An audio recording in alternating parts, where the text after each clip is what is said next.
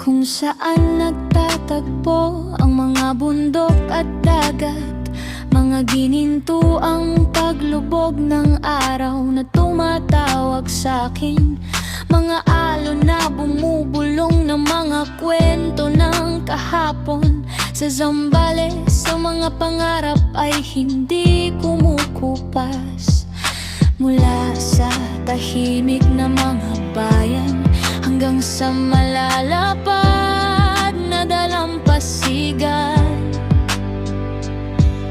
mainit na mga ngiti na nagniningning sa pagmamalaki ng isla.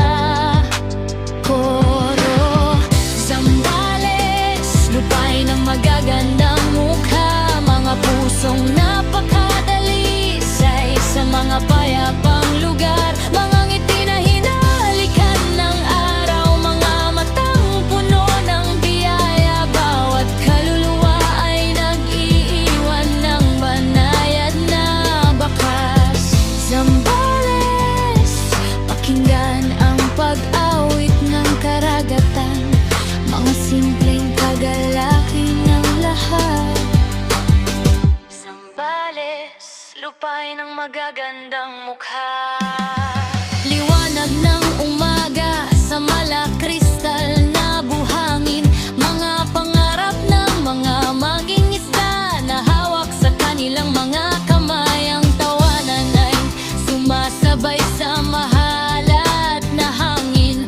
Ang buhay ay mas magaan sa lahat ng dako.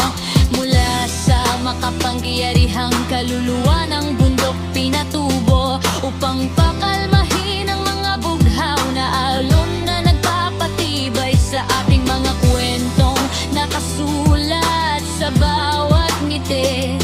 Pag-ibig na nananatili, hindi lamang pansamantala.